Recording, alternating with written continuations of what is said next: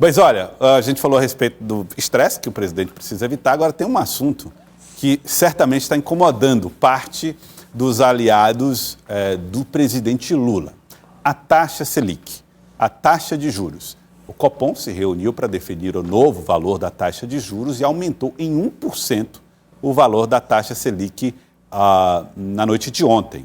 Foi a última reunião que foi presidida pelo atual presidente do Banco Central, que é o Roberto Campos Neto, e o próximo presidente será o Galípolo, que já é um nome mais ligado ao presidente Lula, ao presidente atual.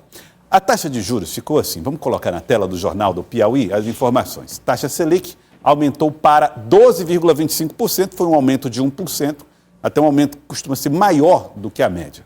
O maior aumento desde fevereiro de 2022, segundo o levantamento que foi feito. O novo aumento de 1% é cogitado, ou seja, pode ser que haja ainda mais aumento na taxa Selic, dependendo do comportamento da economia.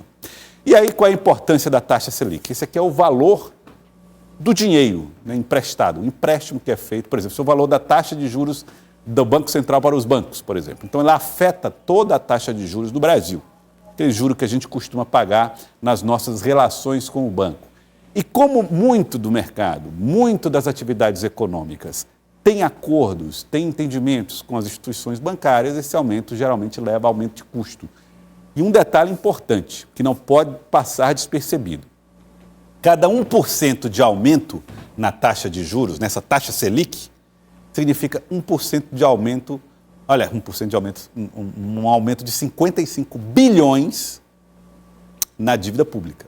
Elivaldo Barbosa, esse assunto é um dos que está mais preocupante, porque o governo agora há pouco fez um anúncio, semana passada, há 2 semanas, um anúncio de uma medida de contenção de gastos que vai gerar uma economia em 2 anos de 70 bilhões. Ou seja, esse aumento já levou para o ralo boa parte daquilo que o governo anunciava de corte de gastos, Elivaldo. É verdade. A política monetária, que é base do Banco Central, é onde ela atua, regulando a taxa de juros, ou a taxa básica, que é a chamada Selic, tem essa interpretação, mas também há outra interpretação que é defendida pelos integrantes do Conselho de Política Monetária, o Copom, que é exatamente a taxa básica de juros, ela é elevando, é uma espécie de blindagem, de proteção para que a inflação não cresça de forma galopante.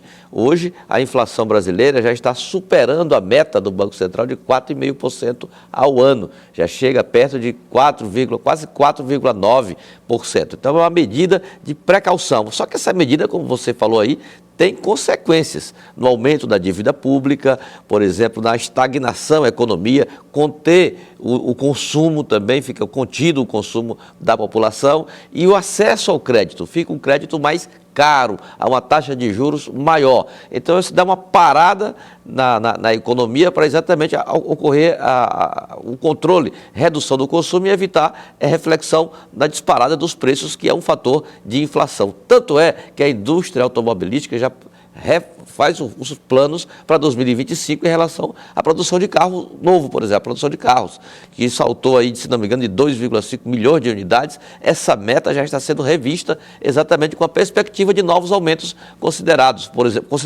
Por exemplo, nas 2 próximas reuniões do Copom, já sob a presidência do Gabriel Galípolo, é provável também que essa taxa possa ser majorada nesse mesmo nível, nesse mesmo padrão de 1%.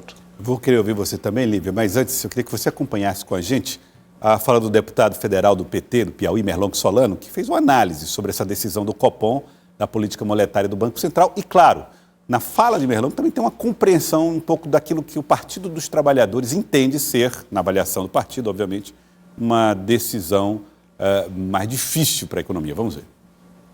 O Banco Central aumenta a taxa de juros por causa do tamanho da dívida pública e do déficit fiscal, e o aumento da taxa de juros aumenta o déficit fiscal e aumenta a dívida pública. São mais 55 bilhões de reais de dívida cada vez que se aumenta 1 ponto percentual na dívida, na taxa de juros, como aconteceu ontem.